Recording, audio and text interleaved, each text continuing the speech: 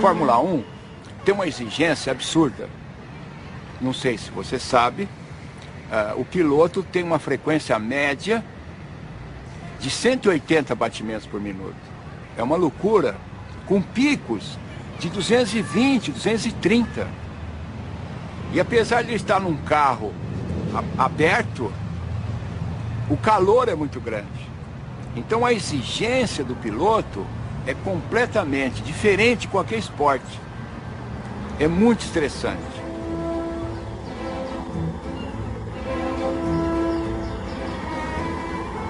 Havia sofrimento, claro.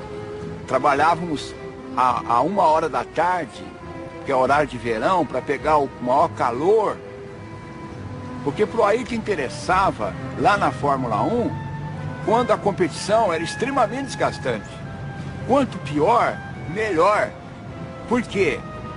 Porque ele estava muito mais preparado do que as outras pessoas, do que os outros pilotos, que na época não se dedicavam ao trabalho com o corpo, com a mente, com as emoções, com o espírito.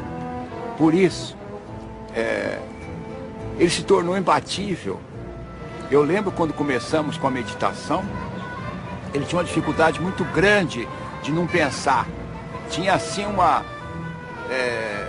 achava terrivelmente difícil fazer isso. No entanto, ele se envolveu tanto com esse processo de meditação que ele conseguiu momentos de uma profundidade mental tão eloquente que atingia níveis inigualáveis de profundidade, que ajudava muito nas tomadas de tempo, ajudava muito nos seus recordes, nas suas vitórias, porque a concentração dele era máxima devido a esse trabalho de meditação, de respiração, de relaxamento.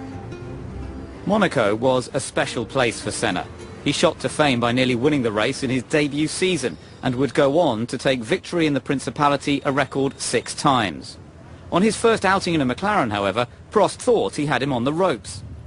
In Monaco, where he was not very good into the weekend, was the first Thursday was ahead of him, and Saturday almost the whole day was ahead of him, until the last qualifying lap, where just like this, and he went quick, and he got the pole for just a little bit, but I could not imagine that he could come back just like this, because he was not going that well.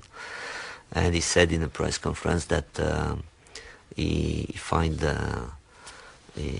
went outside the car and he looked at the car, how the car was behaving on the track, and then realizing what he was doing wrong and or what was wrong, came back in the car and drove at the perfection, in a perfect lap. For me, it was very difficult to hear that. In fact, it looks like everybody needed a guy like that. He was different. I was too boring, and he was different. Once you in it, and you've got to go all the way to the end, because you commit yourself to such a level where there is no compromising. You give everything you have, everything, absolutely everything. And sometimes you find even more, because it requires more if you want still to be ahead, if you want to win. The uncanny will to win that he had, I've never seen it in any other sportsman. I certainly haven't been connected to anybody that had that fear, determination to succeed and to win. It was just like Alan Prost said, for Ayrton, he is willing to risk that little bit more than any one of us will do. And maybe, for him, be second, he was the first of the losers. He just hated that. It was nothing for him but winning. Losing for him was already bad, and losing against me was really the worst thing he could have. And that's why his whole motivation was to beat me. I can remember we went to the Bercy karting event, and he was there watching on the big screen Alan Prost driving in the kart, and he never took his eyes off that, and he watched Alan Prost driving a go-kart.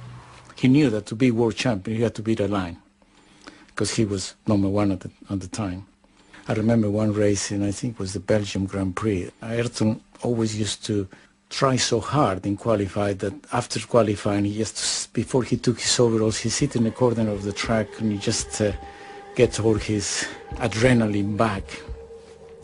Alain and I were looking at the times, and Alain could say, I just can't believe how he could be so quick. Where is he beating me? Anywhere else, but here, I always quick here. How he can be? And then as I look at Ayrton was sitting up in front, and he looked at me and he winked an eye.